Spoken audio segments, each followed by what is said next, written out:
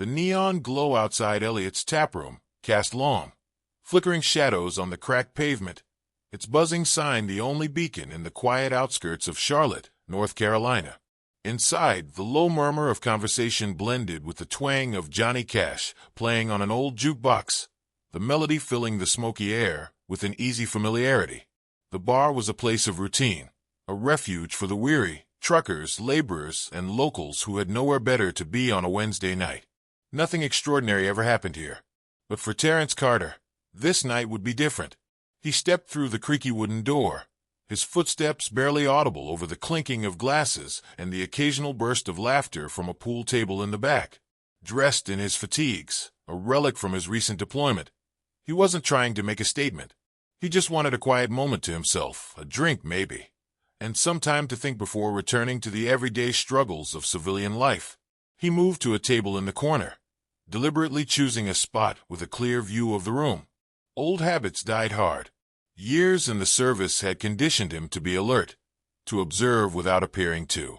He ordered a glass of water, ignoring the odd looks from a couple of men sitting at the bar. He wasn't here to make friends. He wasn't here for conversation. Just a moment of solitude. Then, the door swung open, slamming against the wall with a force that silenced the hum of chatter for a brief moment. 6 men strode in, their leather jackets and heavy boots speaking of long roads traveled and a brotherhood forged in steel and rebellion. They carried themselves with the kind of confidence that came from knowing they were the biggest presence in the room. Regulars, probably. The kind of men people learned to step aside for. Terence barely glanced their way, taking another sip of his water. But one of them, a burly man with a salt and pepper beard and a gaze sharp as broken glass, caught sight of him and paused mid-laugh. Something changed in his expression. Amusement turned to something darker. He muttered something to his crew, and slowly, their eyes all turned toward Terence. The laughter quieted. The air thickened with something unspoken but unmistakable. Terence knew that look. He'd seen it in places far worse than this bar, in moments when men decided they needed to assert dominance, to prove something.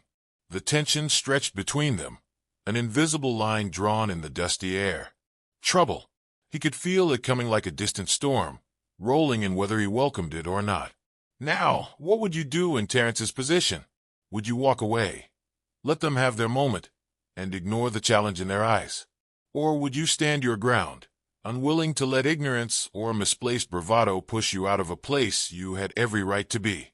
Maybe you'd take the high road, de-escalate, and hope reason would prevail. Let us know in the comments.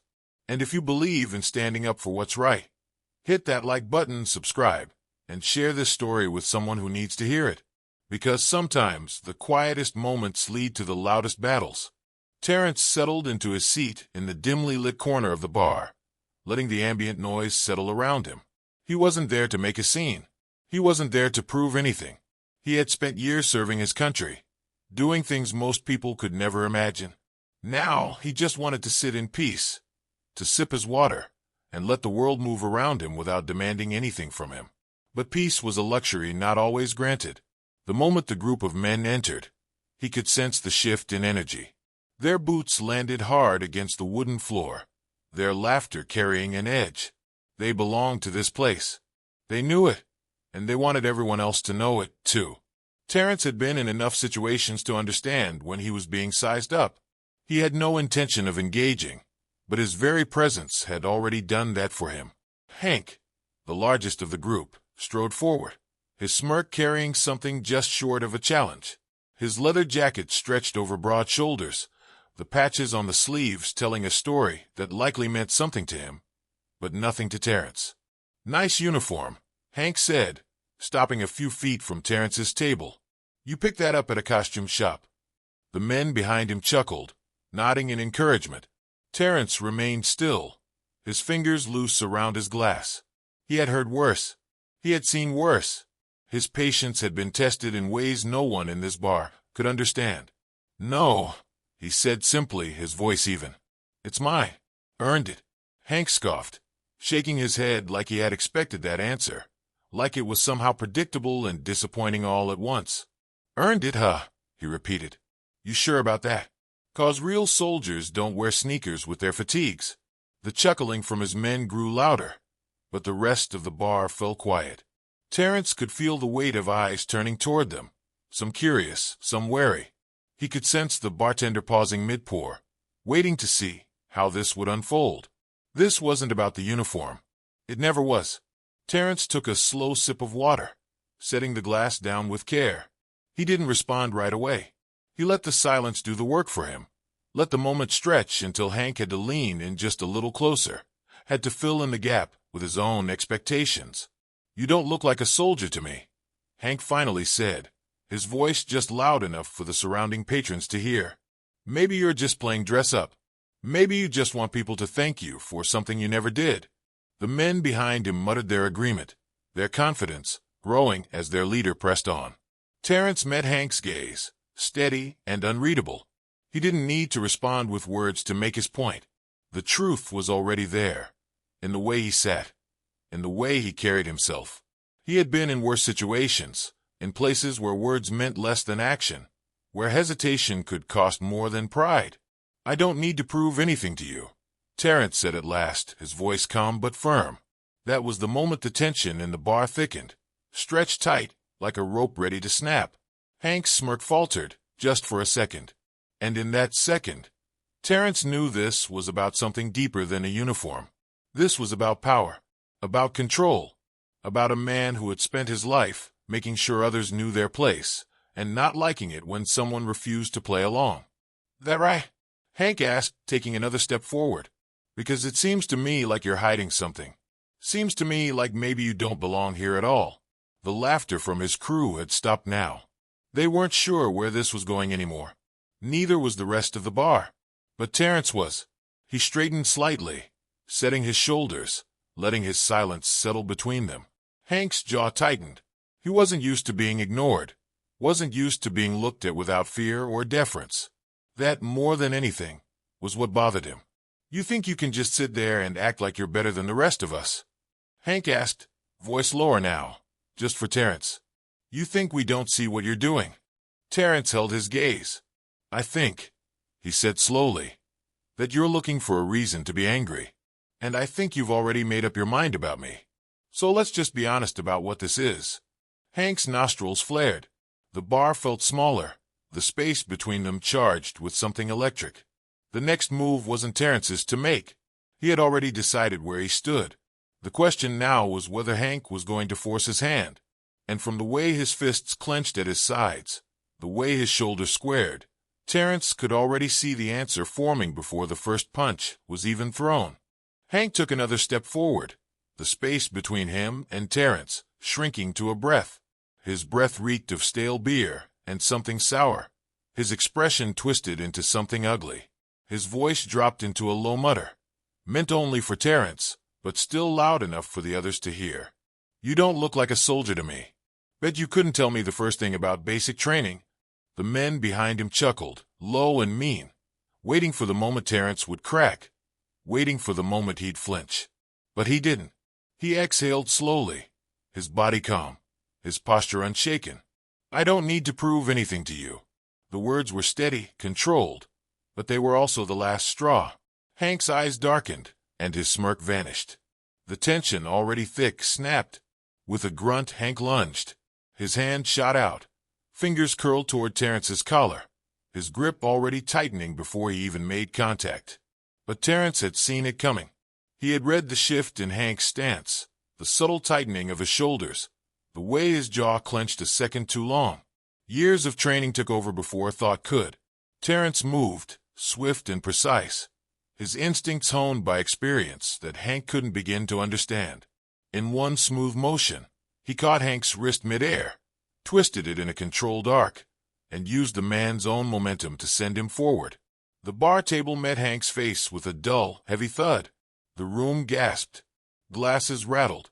Chairs scraped against the floor as people shifted. Hank let out a strangled yelp, the sound muffled by the solid wood pressing against his cheek. His body jerked in protest, but Terence's grip was firm, unyielding. The bikers froze, their rowdy energy drained in an instant, replaced by something wary, something uncertain. Their leader had just been taken down in the span of a heartbeat. The man they had been laughing at, mocking, had handled him like a misbehaving child. Behind the bar, the bartender's hand hovered over the phone, his fingers inches from dialing.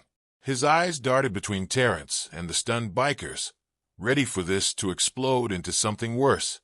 "You don't know who you're messing with," Terence said, his voice even but carrying an edge, a quiet warning beneath the words. He didn't shout. He didn't threaten. He didn't need to. Hank snarled, his pride wounded more than his body. He struggled, his face flushed red with exertion and embarrassment. "Call the cops," he barked, his voice cracking with rage. "This guy assaulted me. He's a fake, and I want him arrested." His words rang out, but no one moved. No one rushed to his aid. Even his own men hesitated, the confidence they had carried in with them now fractured. Then outside, the sound of sirens sliced through the night. The flashing red and blue lights danced against the window panes, casting fractured shadows across the bar floor. The weight of reality settled in. The situation had escalated beyond a few cruel words, beyond a drunken challenge. And now, it was out of their hands. The door swung open, and just like that, the police had arrived. The front door swung open with a sharp creak, and two uniformed officers stepped inside. The moment they crossed the threshold, the energy in the room shifted. Conversations hushed. Eyes darted between the officers and the scene before them. The bikers who had stood so confidently just moments ago now seemed unsure, shifting in their seats. The bartender let out a slow breath, relieved that someone else was taking control of the situation. Hank, still red-faced and fuming, wasted no time. He jabbed a thick finger in Terence's direction.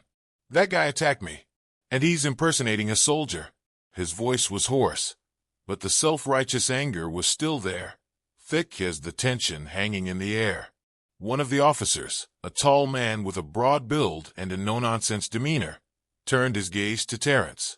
His expression was unreadable, his mirrored sunglasses masking his eyes. "Sir, do you have proof of service?" His voice was calm, measured, giving nothing away.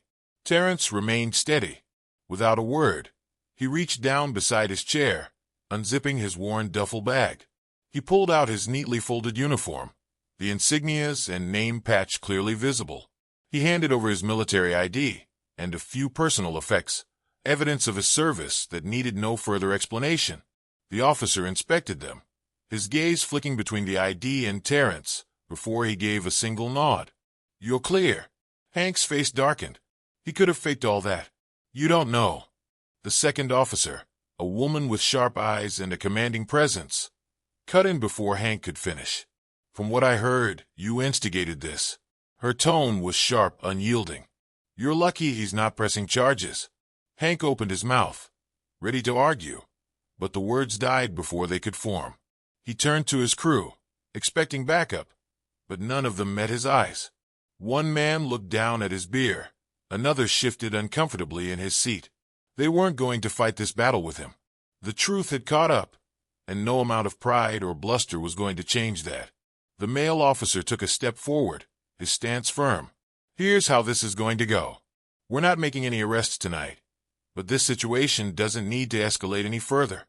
We suggest you all settle down, finish your drinks, and move on." "Understood." A heavy silence followed before Hank let out a frustrated huff, pushing off the table as he stepped back. He was still angry, still fuming, but the fight had gone out of him. He shot one last glare at Terence, his jaw tight, but he said nothing. Instead, he turned on his heel and stomped toward the exit, his men trailing behind him, their steps hesitant, uncertain. The door swung shut behind them, and just like that, the air in the bar shifted once again. The thick tension that had settled over the room lifted, replaced by something quieter, something that felt almost like respect. The bartender placed the phone back under the counter, nodding slightly in Terence's direction. A couple of patrons exchanged glances before turning back to their drinks. The jukebox, which had gone silent during the altercation, clicked back to life, filling the space with the familiar hum of an old country tune. Terence exhaled, slow and steady. He reached for his drink, still untouched, and took a sip. It was over, at least for now. But some battles never really end. The late afternoon sun cast long shadows over the driveway as Terence wiped the grease from his hands. His truck sat with the hood open, the familiar scent of oil and metal lingering in the warm air. He had spent the past hour tightening bolts and checking fluids, enjoying the quiet work, the solitude of a task he could control. It was a welcome contrast to the chaos of the other night. The low rumble of a motorcycle broke the silence, the sound growing louder until it rolled to a stop just a few feet away. Terence turned, squinting against the sunlight, and immediately recognized the rider. Bill, one of Hank's men. The man killed the engine, but for a moment, he didn't move. His hand stayed on the handlebars, his shoulders tense, as if he were debating whether he should even be there. Finally, he swung his leg over the bike and stepped forward, his boots scuffing against the gravel. "I wanted to say I'm sorry," Bill said, his voice steady but unsure. Terence studied him for a beat, his expression unreadable. "You were part of it." Bill nodded, swallowing hard. "Yeah, and I should have stopped it. I didn't. That's on me." A brief silence stretched between them, filled only by the soft chirp of crickets in the distance. "I just wanted to tell you that." There was something in his tone, something unpracticed and raw. Regret, maybe even shame. It wasn't just about what had happened at the bar. It was bigger than that. Maybe Bill had been carrying this weight for longer than he wanted to admit. Terence let out a slow breath. He had seen men wrestle with their own demons before, had watched them stumble through the hard realization that they had been on the wrong side of a moment. This wasn't easy for Bill. "I appreciate that," he finally said, his voice even measured. "It's a start." Bill let out a breath, the tension in his shoulders easing just a little. "Thanks, man." He hesitated, as if there was more he wanted to say. But in the end, he just nodded and turned back toward his bike. The engine rumbled to life, and then he was gone, kicking up a small trail of dust as he rode down the road. Terence watched him disappear over the hill, then wiped his hands once more before reaching back under the hood of his truck. A small step toward change, but a step nonetheless. The hum of the motorcycle faded into the distance, leaving behind only the whisper of the wind through the trees. Terence stood for a long moment, his gaze fixed on the empty road, his mind turning over the events of the past week. It wasn't the first time he had faced ignorance. It likely wouldn't be the last. But this time, something had shifted. Change didn't come easy. He had learned that long ago. Some people held onto their ways with an iron grip, refusing to see beyond their own experience. But others, like Bill, could. Given the chance, given the right moment, they could begin to see things differently. And that was something. He wiped his hands on the rag tucked into his pocket, feeling the grit of engine grease against his palms. He had spent years serving his country, standing for something greater than himself.